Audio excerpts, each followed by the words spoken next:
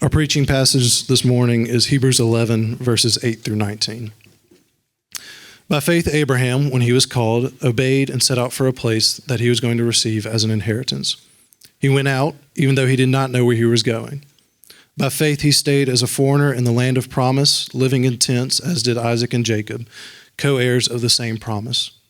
For he was looking forward to the city that has foundations, whose architect and builder is God. By faith, even Sarah herself, when she was unable to have children, received power to conceive offspring, even though she was past the age, since she considered that the one who had promised was faithful.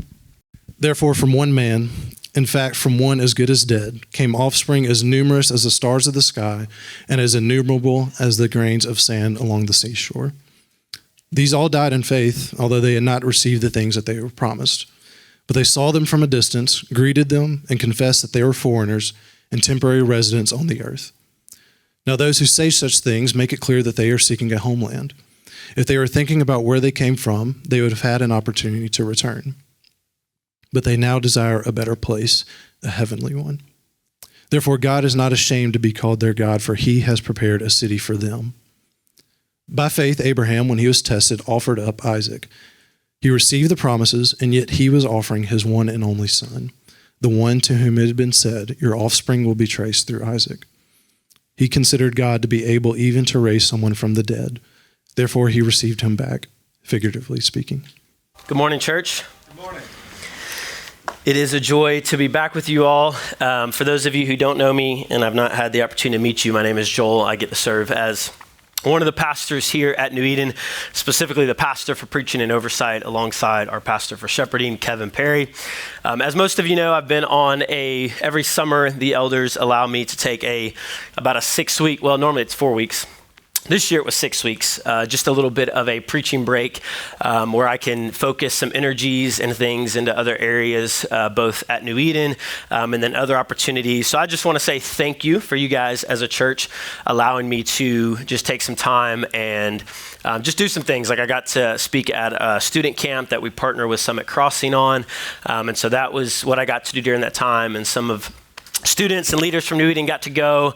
Also got to go down to a conference called, for an organization called GSI, which is the sending organization for one of our missionary couples, the K's, who will be going to the Vietnam area. And so obviously don't talk about that publicly. And that's why I didn't say their names. They're not here this morning, but I got to go with them down in Florida to experience that. And it was just a good reminder of God's heart for the nations and just what he's doing in our midst. So I just want to say thank you for the time, and I'm excited to be back. We are last week in this witness series, which is where we're looking at different people from the chapter of Hebrews, chapter 11. And then next week, we're going to stop or jump right back into our Jesus is better or greater than, if you take that graphic seriously, inside joke for New Eden people that have been around a while. We're going to jump back into that next week. We'll be in Hebrews chapter 12. So in the meanwhile, I'm going to pick up these screws that the TV was blinking last week, and so we changed it out and left screws up here, and I keep stepping on them. So Meredith, I'm sorry if you were stepping all over these too. So I didn't know what they were. So also, I'm going to give you guys a quick disclaimer. This morning is going to be way different than normal. So I want you guys to just relax and settle in, because I'm trying to myself. If you've not taught or spoke in front of people, you might not know this and understand how some of this works, but there's different types of speakers. Some people like a very skeleton outline. Some people type out everything word for word. So I am what you would call a manuscript preacher, which means I type out everything that I'm going to say word for word. My people that run slides in the back can attest to that. They get my notes, and they can see I'm very specific. I do it because my brain goes a lot of different directions. You'd be amazed at things that pop into my brain while I'm up here talking. And when that happens, I can just, read what I got going on. And I've learned how to read pretty well, where you guys don't even know most of the time. But today, I do not have that. So full disclosure, I promise you, just if I say something, I'm sorry. That's why I normally type stuff out. So I just want to say that up front.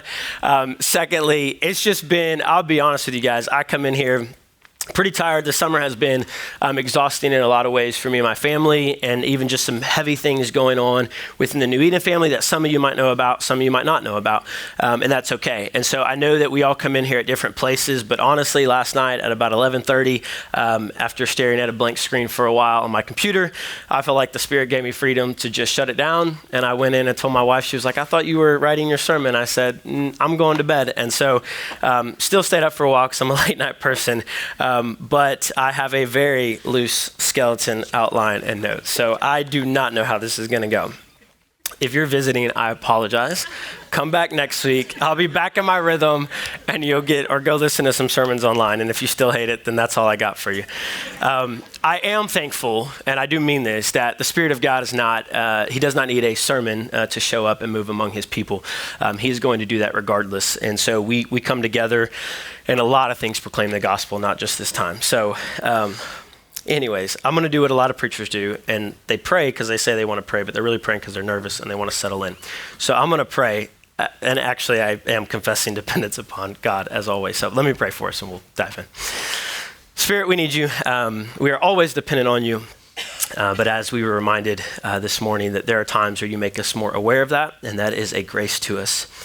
That not only for something as simple as a who knows how long sermon this morning, but just for life, everything from seemingly first world problems like an HVAC going out to fighting cancer and death and sickness and pain. We're desperately dependent on you. So we confess that. I confess that this morning. Thank you that we do not have to conjure you up, but that you are here based on your faithfulness, not ours. Amen. So you heard the text read, Hebrews 11, verses 8 through 20 or 19. It is primarily, I'm focusing on Abraham and Sarah, as you can tell, as you heard from the passage read. And so when you're taking these characters, there's a lot about Abraham. He is like one of the patriarchs. We could talk all day about Abraham, but what I want to kind of zoom in on is the parts that Hebrews chapter 11 talks about. I do kind of have this broken up into verses 8 through 10 is this promise of a place. Verses 11 through 12 with Sarah is a promise of a people. And then kind of the rest of it is how all of that stuff is fulfilled. And so we talk about Abraham. It says, by faith, Abraham, when he was called, obeyed and set out for a place that he was going to receive as an inheritance. So this comes from Genesis chapter 12. There is this call to Abraham to go. And so I'm going to read that as Genesis 12, 1 through 3. It says, the Lord said to Abram, go out from your land, your relatives, and your father's house to the land that I will show you. I will make you into a great nation. I will bless you. I will make your name great, and you will be a blessing. I will bless those who bless you. I will curse anyone who treats you with contempt, and all the peoples on earth will be blessed through you. And verse 4 says, so Abram went as the Lord had told him, and Lot went with him. Abram was 75 years old when he left Haran. So this is really in Genesis when the story of Abraham begins, and he's called to get up and go. And he's told that he's going to receive this inheritance, but he doesn't really know where he's going. And so as I was processing through this, I think about this promise of a place. And for me, what this promise of a place, and I think in the scriptures signifies, is a place of rest, a place of belonging.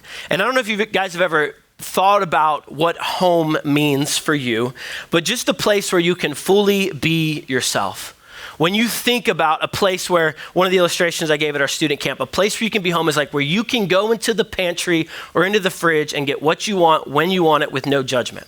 Like we were on a trip to the beach and we stopped about halfway through this earlier this summer and stayed at my grandparents' house. And so like if I wake up at like 2 a.m. and I'm a little hungry at my own house, like I don't care if I'm in my boxers or whatever, like I'm going to the fridge and I'm getting out what I want. I'm going to the pantry and getting out what I want. Well, at my grandma's house, like I'm not quite at home. I'm not fully at rest. I'm like worried, can I take this? Is it safe for another day? Things like that. And so like what I mean by this idea of home is this place where he can belong.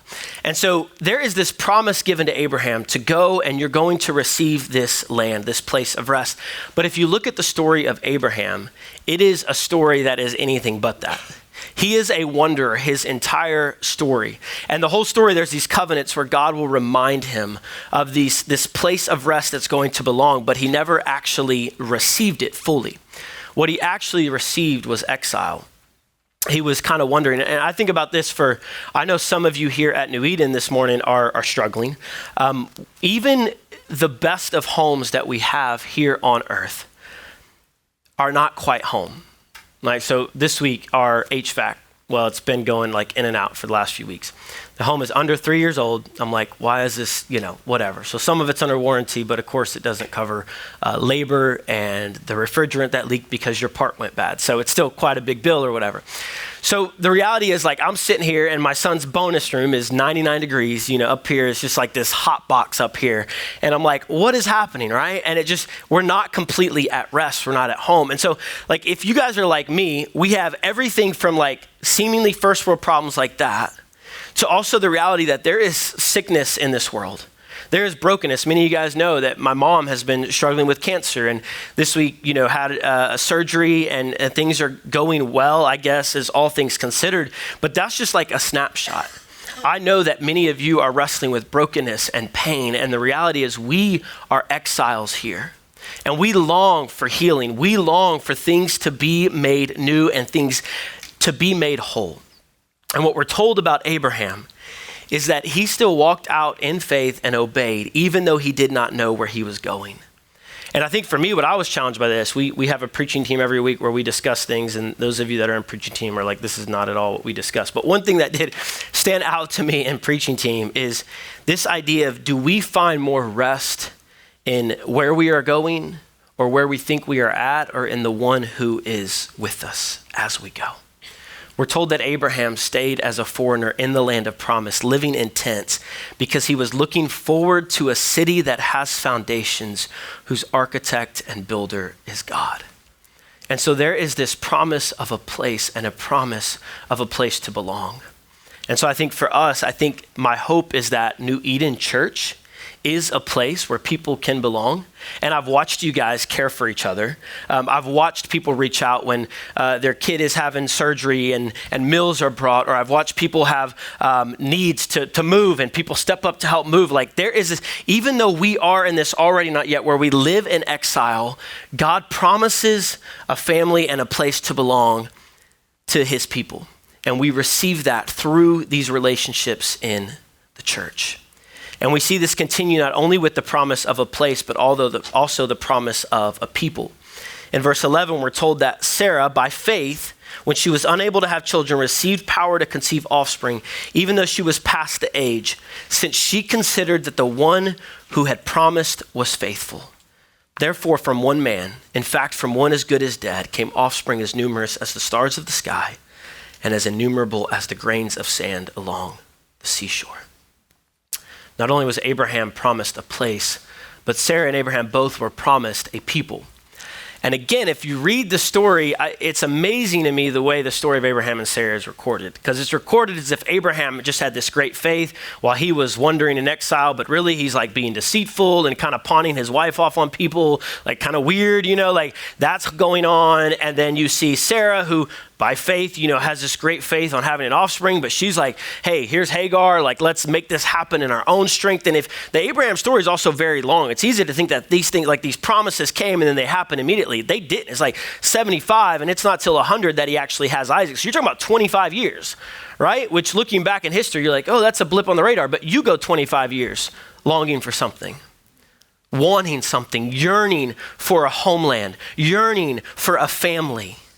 And so she was promised that she would have this child, right? And she even laughs. Abraham laughs first, right? Sarah's the one that's always remembered. Abraham laughs first. Then a chapter later, God overhears Sarah laughing.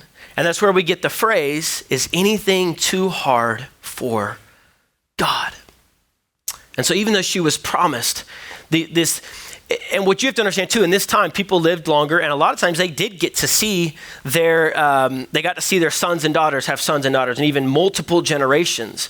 Well, for Sarah, like when she passes, and this is why I normally have a manuscript to write this stuff down, but I do know that you have Isaac and Ishmael is the one with all the stuff. He's the firstborn, like on paper, what God told her did not actually, she was barren and she did long for this child Isaac, and she did receive that, but the full promise of kings and nations coming from you and all nations being blessed through her offspring was not fulfilled yet. She actually received a lot of strife. Go read the story. Her and Hagar and Ishmael, a lot of deceit, a lot of anger she had toward Hagar, even though she was the one who set it up this way. And so she didn't ultimately receive what was promised, just like Abraham didn't ultimately receive what was promised. But she did receive a fulfillment from it. And I love the story because she laughs when God says that she's going to have a child. And she laughs in disbelief and doubt. But after she has Isaac, she names him Isaac because she said that God had brought her laughter. And this was a laughter of joy. And this is what God does for his people. He takes our laughter of incredulous doubt, like, okay, God, yeah, okay, sure. Like, it's been 25 years, God, sure, okay, we're sure you're gonna do something. And he turns it to laughter of joy. And that's my prayer for us. Like, when we think about a people in the family of God, and we're gonna see in a second how all this is like ultimately fulfilled in Christ, the reality is that we are all exiles longing for home and longing for a family to call our own. And we all have stories of origin. Some of our biological families we remember with fondness, and sometimes we don't. And sometimes families are awkward, and sometimes families have strife. And sometimes we have great families, and that's amazing. But even the best of families have brokenness. But there is a hope that God brings to his people a family. And like, that's one of the things that why the church matters is not because we just want you to show up here on Sundays, right? And we're going to track the attendance and make sure that, we're growing like every church is supposed to, like everyone tells you you're supposed to. Like, that's not the point. Like, when I look out at you guys and see the family of God, what I see, like, seriously, my brothers and sisters, like, we're starting this women's Bible study, and like, I'm amazed at, and I joke with you guys about, like, pastors always say they're excited about everything, but I'm seriously excited about this. Like the women that God has brought to New Eden that are my sisters, older sisters, younger sisters, right? To pour into each other and to minister to me and to teach me things. It is a gift to our family. Like, and to get to sit back and just watch God work in the midst of a broken world and in the midst of a world that has broken families and broken marriages. And sometimes we're like, is this ever going to be whole? And maybe wondering children, or maybe you wanted a family of your own and it's not turned out that way. It's like God gives us in the here and now the opportunity to experience actually having brothers and sisters. Like, we actually are family. We're not like family. We are family. And so, and that means sometimes, yes, we might have conflict and we don't always get along. You got the awkward uncle, right? But like, one day that will all be fulfilled, right? One day it will all be made new. And there's a beauty here in this, because sometimes in our life we wonder, will we belong, right? I know as a pastor, it feels weird saying this, because I feel like sometimes pastors do this to gain pity, and I judge pastors sometimes who are like, oh, being a pastor is so hard and all this stuff. And, it's actually not a bad gig. I'm just joking. It's not a gig. There is something unique to the pastor in the sense, and I don't talk about this a lot. You guys know this, but I get to know about a lot of your struggles. And I'm thankful for plurality. I'm thankful for Kevin and Mark, one of our elder candidates, and the fact that we can share these, but I don't always get to share them with you because it's confidential and I'm not going to go share somebody's junk with you, but you get this sacred invitation into like the highest highs and the lowest lows. And like, sometimes you're going from a lunch where someone's celebrating something amazing and you're like celebrating with them, to then you're going to someone who's like, just the world is falling apart and you're like, I don't know how to deal with this. And so there's some heaviness here. Like, and I know that there's brokenness in our body, and I also know there's incredible joys, and we want to be able to sit in the grief and the joy simultaneously. We try to do that well, but sometimes it's just hard. And I'm like, just come quickly. Like, I just want things to be made new. Like, we are longing. There's even a word that we have, homesick, right? Like, we know that there is something that we want to be home. Something is not right. And there's times where I'm just like, God, come quickly. Is he really good? Like, I know you say you are, but like, I look at what the facts are right in front of my face and it doesn't seem that good right now, God. But what I love, what we see in this story, Sarah says she considered that the one who had promised was faithful. And she's remembered based on like the slight amount of faith she had. She had a crap ton of doubts. Like she doubted a lot. But she's remembered because the one who promised was faithful. And what this all points us to, what all of Hebrews is, what all of Hebrews 11 is pointing us to, is to fix our eyes on Jesus, the founder and perfecter of our faith. That's, I don't know how many times, at the end of the day, I'm like, there's a lot I don't know. There's a lot of questions I have. There's a lot of doubts I have. And I'm like Sarah, I like to laugh and doubt sometimes because that's just, I find the humor in it. But it's like at the end of the day, the one who promised is faithful.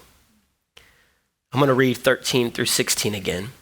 This is not only referring to Abraham and Sarah, but all of the people mentioned before this. And it says that these all died in faith, although they had not received the things that were promised. So if you think the promise to Sarah was just about having Isaac and getting over that barrenness, so now she was more accepted in the culture, like that was a piece of God doing something, but there was so much more. Same for Abraham. If you think about him receiving a little bit of land and a little plot of land somewhere in the Middle East, like it's so much more. It clearly says they did not receive the things that were promised, but they saw them from a distance, greeted them, and confessed that they were foreigners and temporary residents on the earth. Now, those who say such things make it clear that they are seeking a homeland. If they were thinking about where they came from, they would have had an opportunity to return. But they now desire a better place, a heavenly one. Therefore, God is not ashamed to be called their God, for he has prepared a city for them. Ultimately, the longing in our hearts, the homesickness in our hearts, it can be fulfilled somewhat in this life. And I do believe that as Christians, we should, as the exiles were told in Babylon, to build houses and live in them, plant produce, seek the good of the city. Like, I hope that you can make your home to be this place of shalom where you can invite people into and they can experience a little bit of heaven on earth. But good luck keeping it that way, right? Like we moved into a new home 3 years ago. Like, go look at the walls now, right? Like someone decided to buy a metal buggy for our kids, and then our kids decided to push it. Actually, it might've been somebody else's kid, but it doesn't matter. It was pushed down the chair. It was, I just remembered that. I was like, don't feel bad. I don't care. But here's the point. We're going somewhere. It was pushed down the stairs at like a missional community group or something, and boom, there's like a hole in the wall right there, right? But that's the thing, like it's not about the physical home, or even for us as a church, it's not about the physical building. It's about the people that God is creating. And so we should try to create that. But the reality is all of that, right, like is wood, hay, and stubble, in the sense that if we're building it for our own kingdoms, it will burn. If you go build a home because you just want to like kind of, help out your own finances or invest in land, or whatever, like good, go do that. Buy dirt or whatever that country song says. It's kind of weird. Like, go do that. But here's the thing, at the end of the day, like it is all about the new Jerusalem coming down and God creating all things new. And so we hold up, like we are longing for something better. We are looking for a city whose builder and maker is God. And here's the thing, for God to fulfill this promise of both a place of rest and shalom, to fulfill his promise of a people from every nation, tribe, and tongue that gathers around the throne, united around Jesus, for him to do that required great sacrifice. And this is what we see imaged in verse 17 through 19. We're told that Abraham, when he was tested, he offered up his only son, Isaac. Remember, this is Isaac, the one that we were told was the promised one. And don't get too caught up. It is weird, God telling someone to kill Isaac. It's okay that you like have a little clutch here. First of all, this is like a singular moment in history. This is not a pattern. And this is a clear picture of the gospel. It was there as a foreshadowing. I'm not saying it didn't really happen. My point is this is a clear moment in history. Also, Isaac is like 15 years old. And part of this is the submissiveness of the son in his own sacrifice that we often miss. This is a father and a son that have a promise that all nations of the earth are going to be blessed. And then it is a trusting and saying, they're walking up the mountain. And Isaac says, we got the wood, we got this, where's the sacrifice? And Abraham says, God will provide for himself the sacrifice, the lamb. God will provide. And Isaac willingly, again, he's 15, like he's a strong young man. He could fight this, but he doesn't. He willingly climbs on the altar. And here we see the unity of this father and this son willing to be sacrificed. And we know the story that God, the angel, stops the sacrifice and there's a ram given in the thicket. And then the mountain is named the place where the Lord will provide. On this mountain, the Lord will provide. This is a clear picture to the sacrifice that Jesus went through and that the Father went through to bring us a place and a people. Jesus lived his life just like Abraham in exile. He had nowhere to lay his head. He was homeless. He was a foreigner. His own people even rejected him. He did not fit into any one circle, one category. He was alone. And with his death, he gives this sacrifice because of our own sin and because of our rejection of that. We're all created to bear God's image, and we've rejected that. We were created to be in union with him, but we pushed that away. And so God did not leave us. Instead, he sent his one and only son. Did not withhold him.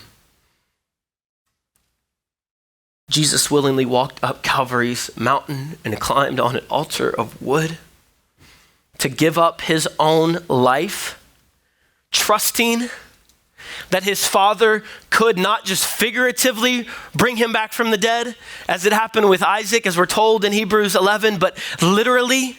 Like Jesus was literally dead and he literally rose again to defeat death and sin and the enemy. And in doing so, like read the New Testament, he is creating a new family, a new people of God. That is the primary word we hear referred to as the church is family. That's why when Paul says brothers and sisters, it's not just like this flippant word, like he actually means it, right? And I grew up where it's kind of weird because we called everybody brother so-and-so. We never called anybody sister so-and-so. I don't know why, but it was like brother so-and-so, right? And it's cool if you do that. I'm not knocking that. But it's like, I've probably grown to appreciate that a little bit. That like, no, literally, like you guys are my brothers and sisters in Christ. And yes, we are in this exilic state where we are in the already not yet. And there's this piece of it that we've received, but it's going to be in its fullness. But it does break forth into the present. Like it actually matters. Like what God is doing in eternity is not just sweet by and by, like sweet Beulah land. Yes, I'm like longing for that. I like that song. I almost quoted it, but it's kind of weird. But nobody knows what Beulah means. That's why it's weird. But anyways, this is so weird. This is why I have a manuscript. I'm telling you. This is what my brain does. And yes, it's not just sweet by and by. It is in the present. And you see this in the Gospels. Jesus says, for anyone that forsakes all to follow me, you lay down your life, that you will receive houses and lands and brothers and sisters. And he says, not only in the age to come, but now. There is no other way to interpret that except that meaning the local church, the people that you're sitting in. Like we come together and we say, it's all yours, our houses, our lands. I know that's not very American of us, but it is biblical of us. Like it is yours. Somebody has a need, like I'm calling, who's got a portable air conditioner? Somebody help me out, right? Like here, you can use it, you can borrow it. It is not all, it's ours together as the church, trusting the Spirit of God to work in us. And so we live in this state looking back to the cross and resurrection where Jesus said it is finished, and he dealt with our sin and our brokenness and our shame, and he's redeeming us and making us new. But we also look forward, just like Abraham, to that city, that new Jerusalem that will come down, and all tears will be wiped away. All sickness, all pain will cease. Bodies that have been broken will be restored. Legs that were lame will dance as celebration. Mouths that were mute will sing. Ears that were deaf will hear the praises of God as we gather around the throne and sing, holy, holy, holy. And it will be way more diverse than even than the city of Decatur. It will be like more diverse, all nations, tribes, and tongues. That is going to happen. And as I say a lot, the only question is, do you want to play a part? And it's why we give money. It's why we send. Like we've been thinking about this recently, like, and it's not just like sending people But sinning people, like sinning, it's so weird to say sin your best, but what I mean is like people you love.